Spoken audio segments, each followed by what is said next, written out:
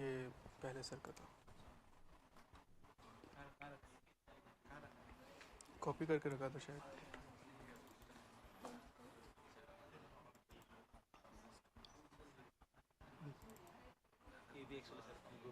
Hmm. Okay.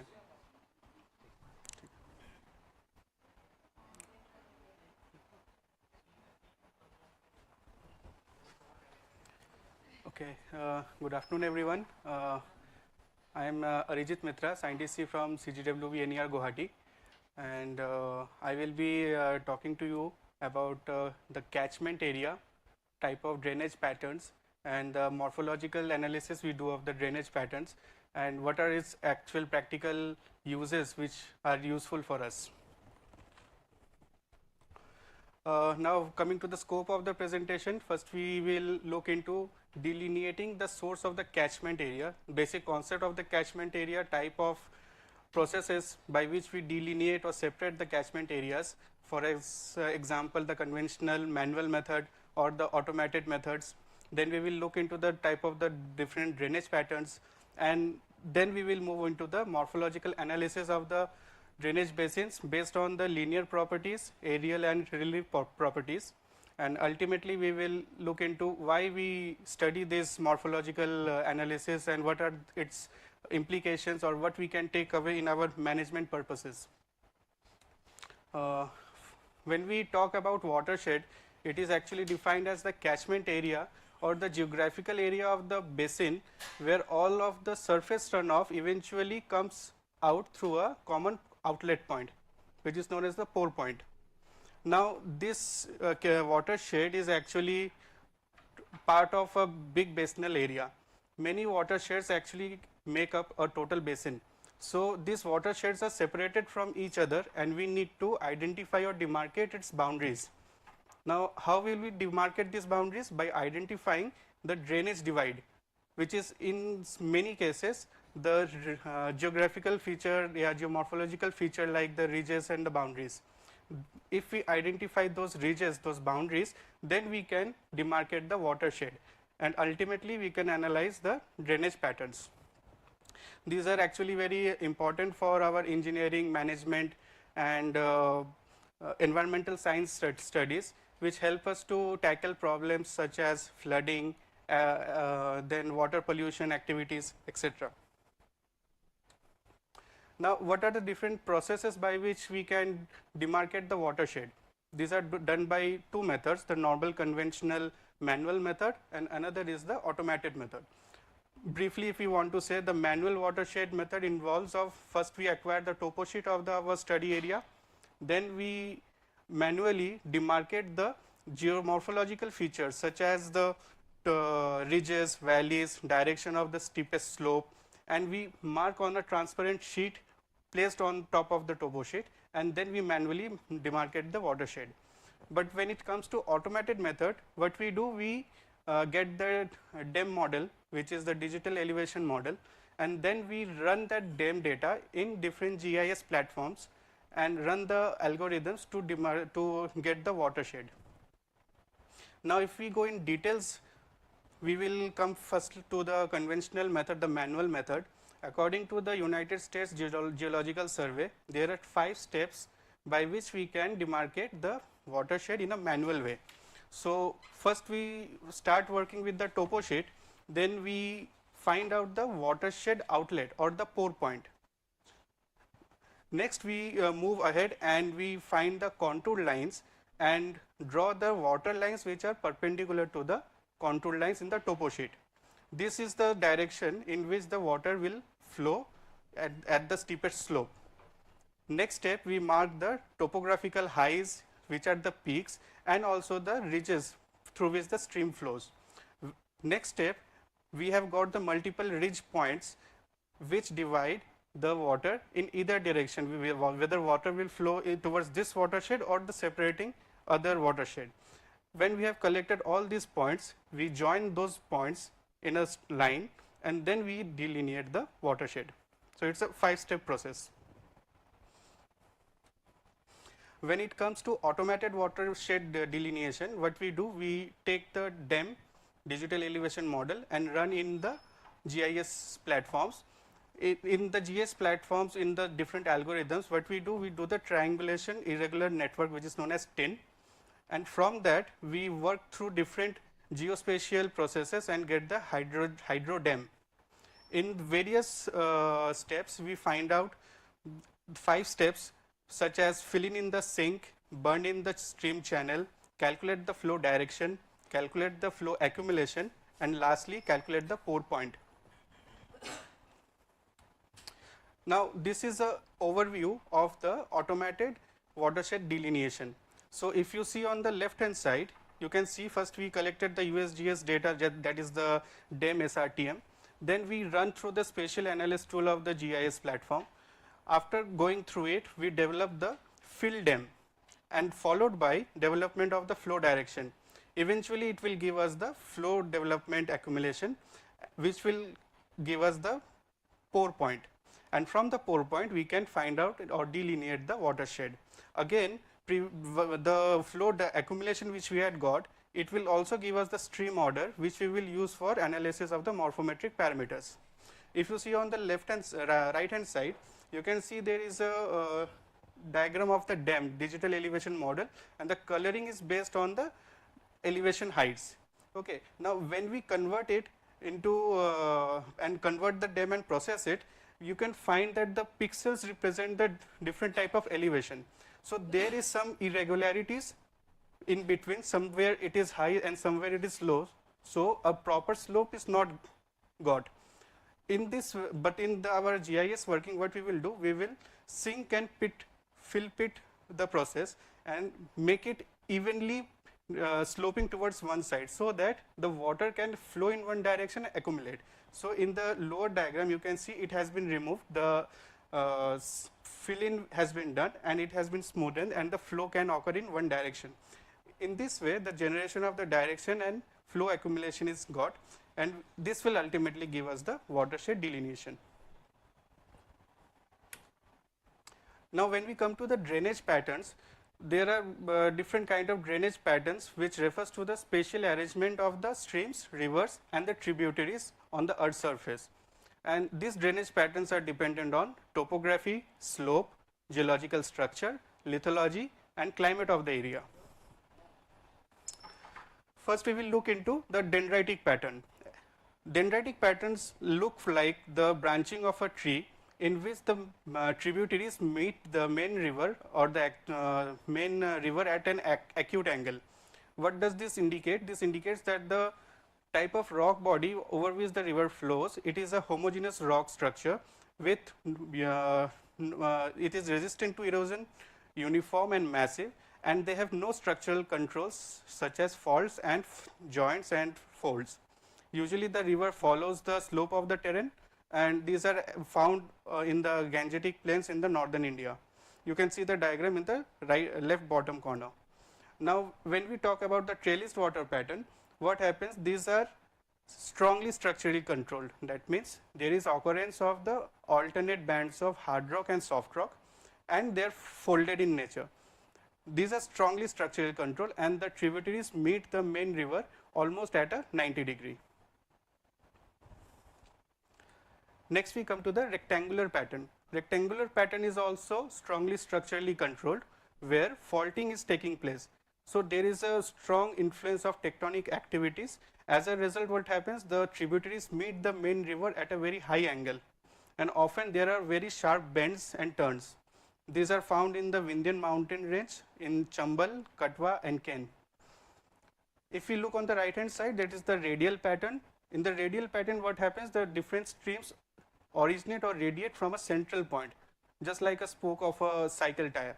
Now this presence of radial pattern signifies the presence of volcanic peaks, conical domes, laccoliths or any other igneous activity. For example, in India there is Amarnath, and in Japan it is Mount Fujiyama. Now centripetal pattern is the reverse of the previous one. Here what happens, the water flows from outside towards the inside. Okay, so the water flows into the conical depression, in the central depression. This shows the presence of a tectonic subsidence or a volcanic crater or a place where large amount of erosion has taken place. These are found, for example, in Loktak Lake in Manipur and Sambhar Lake in Rajasthan. When we come to the parallel pattern, what happened in the western ghats of India, there are ridges, cuesta structures or faulted blocks in the hills, due to which what happens, the streams which originate, they flow down the slope in a parallel fashion. They are parallel to each other. So the tributaries tend to stretch parallel like, and it follows the slope of the surface. Next we come to the morphometric analysis of the drainage patterns. Basically we try to study and measure the shape and form of the different river systems. Morphometry actually can be said like it's the measurement of the shape of the basin. Just like we go for a normal checkup to the doctors, they tell us about the whole body, how it is performing and all. Morphometry is just like the checkup of the river basins, where we find out its variable characteristics of the river basin. Now, why do we analyze the river basin? So, it's a five-fold process. First, we predict and control the flood risk assessment, how quickly or how severely a basin might flood and what are the precautionary steps we can take to avoid it. Second, the groundwater potential, estimate how much, what is the ability of the underground aquifer to absorb water or take water being recharged. Thirdly, it will give an idea about the soil erosion studies to identify the susceptibility of the land towards erosion and its various factors and how to avoid it. Fourthly, understanding the geology and the climate, for example, the subsurface lying stratigraphy, the type of rocks which are there, their different aquifer properties, and all of together cumulatively a water resource management so that a sustainable use of water is done for the future. Now we will go into the morphometric features by which the analysis of the basin is done.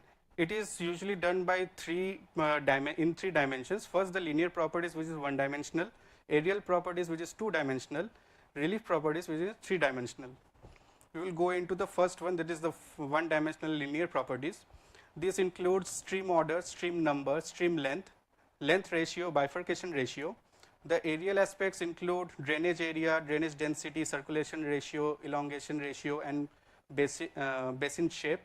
And the third is relief aspect of the 3D aspect, which is basin relief and relief ratio.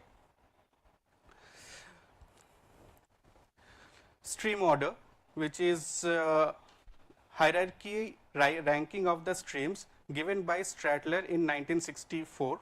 Basically what happens, if you see on the right hand side the diagram, these are the tributaries which are marked in the red. So the streams which do not have a tributary, these are marked as first order, the red ones. Now two streams of first order will join and give the next higher order, that is 2. If a first order stream and second order stream join, they will still give it a 2. If 2 and 2 meets, it will give the next higher order 3. Okay. Now if you see this 1 and 1 join, it gave 2. 2 and 1 join, it still gave 2. Okay.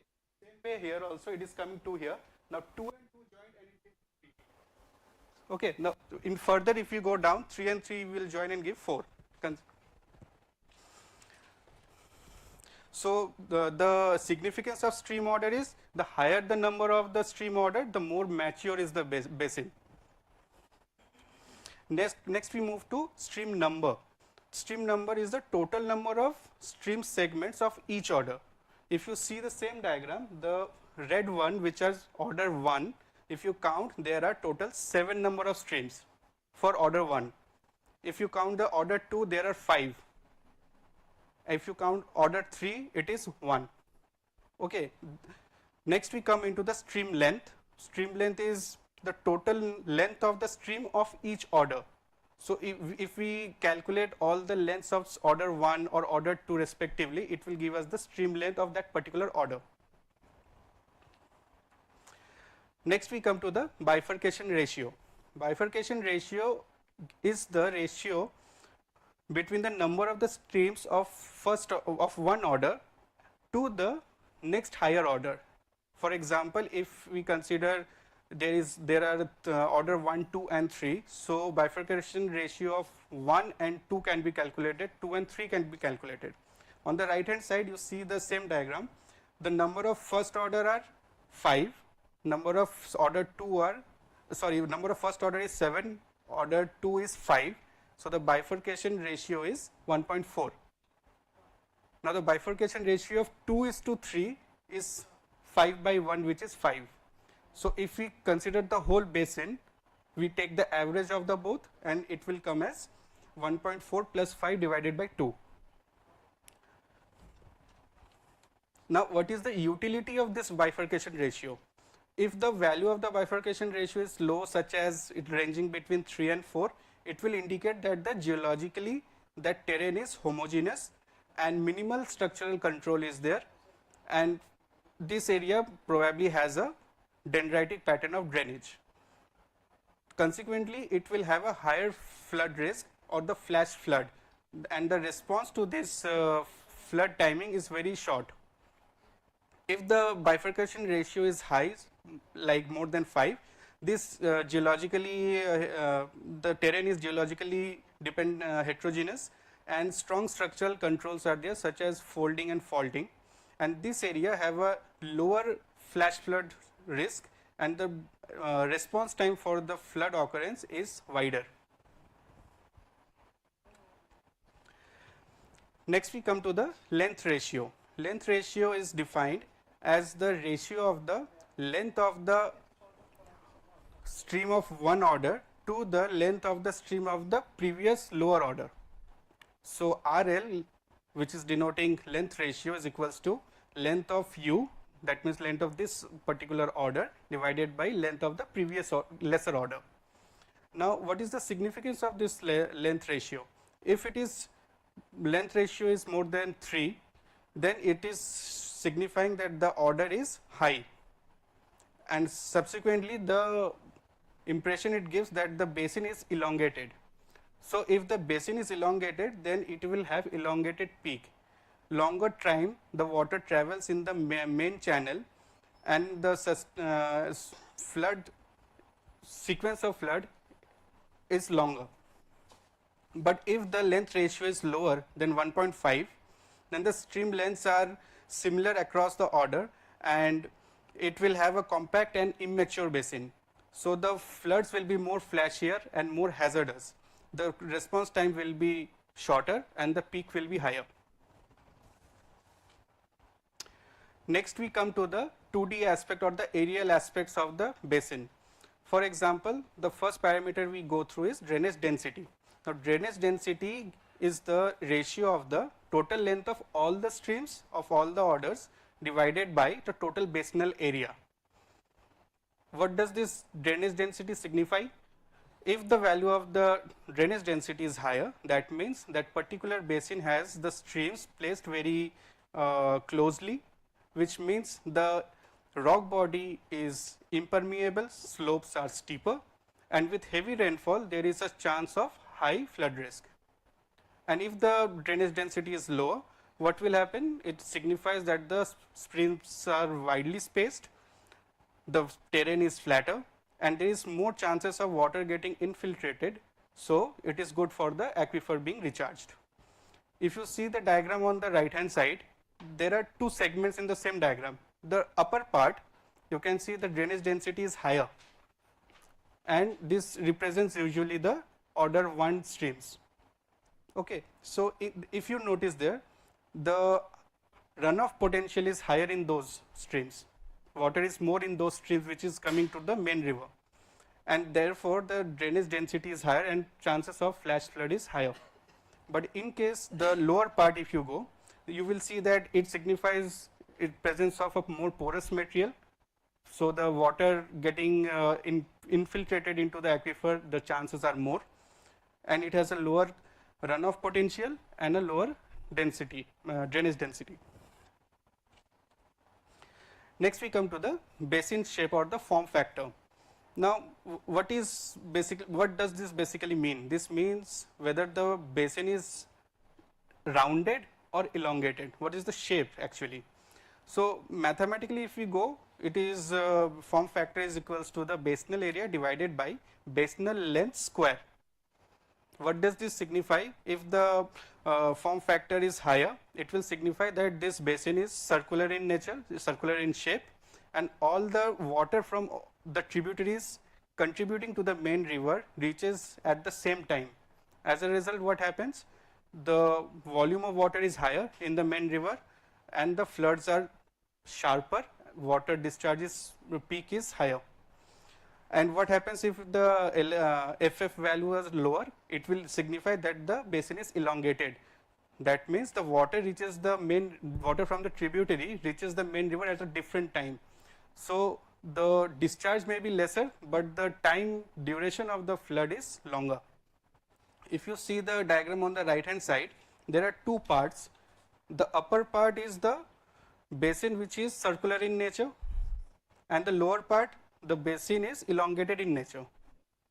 So the water which is coming out at the stream gauges, the two stream gauges on the left bottom corner, you can see for the circular basin, the volume of water which is coming out is more compared to the elongated one. So the volume of water which is present in the flood for the circular basin is more, and it is more difficult to tackle compared to the elongated one. Next we come to the elongation ratio.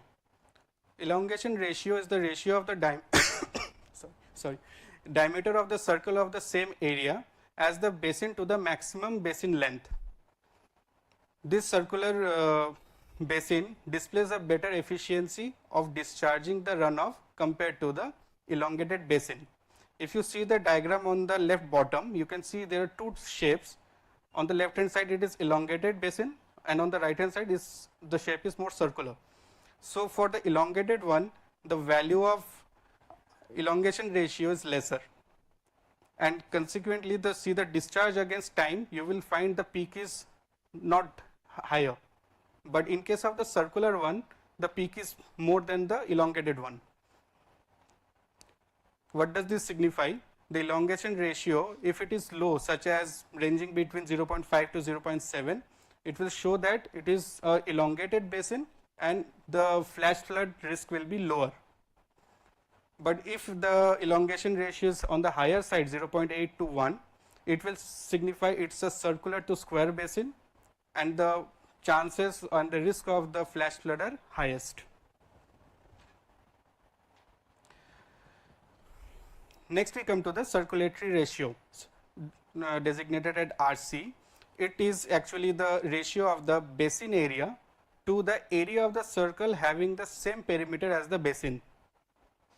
Okay, now this is influenced by the length, frequency and the gradient of the streams. What does this signify? If the circulatory ratio is between 0.7 to 1, which is on the higher side, it will show that the basin shape is circular and it is very compact, signifying that there is a high risk of flood taking place, and flash floods are very common in these areas. But if it is low between 0.0 to 0.5, it shows that the basin is elongated and irregular in nature, and chances of the flash floods are lower. Till now we talked about the 1D and 2D parameters of the parameters. Now we are going into the 3D parameters, which is the relief aspect. It tells about how steep the basin is, the elevation within the basin. When we talk about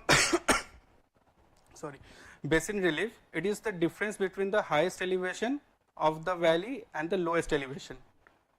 So the total relief, which is designated as H, is equals to highest elevation minus the lowest elevation. Coming to the relief ratio, it is equal to the basin relief, that was previously, as I told, highest minus the lowest elevation divided by the maximum basinal length. Now what does this relief ratio signify? If the value is higher, like 0.1 and above, the basin steepness is very high, and it will designate that the area has high tendency of erosion and higher risk of flash floods taking place. And it is very common in the young mountains. For us, it is Himalaya. If the relief ratio is lesser than 0.05, then the basin steepness is gently sloped, and chances of flash flood and erosions are lower. Now, after talking through all this morphometric analysis, what is the practical application of this whole study? So, if we conceptualize this thing into 3 parameters, first we find out the groundwater potential zone mapping. How? By morphometric analysis along with other data such as geology, soil type and rainfall. Using those informations on the GIS model and create maps to delineate the zones with high, medium and lower groundwater potentials.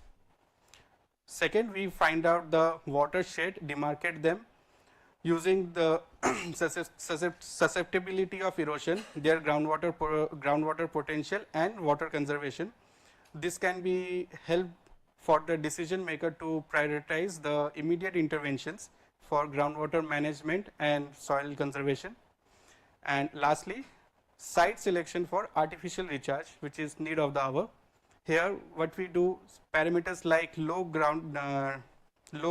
drainage density, low stream frequency, low relief ratio, these are good indicators for more amount of water getting infiltrated and groundwater potential to increase that.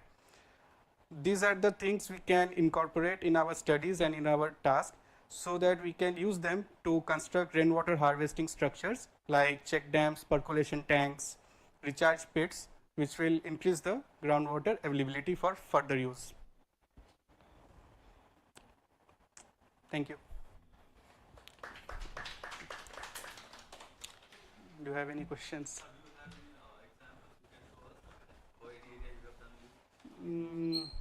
Right now I don't have it with me, but we have 2 days. Let's see if we can bring it. We have a hands-on study on the 3rd day, so we will do it.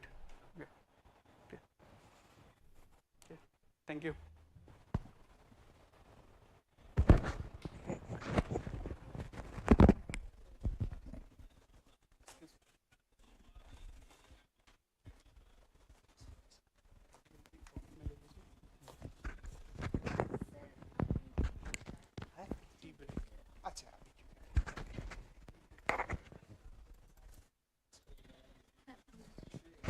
Sir आप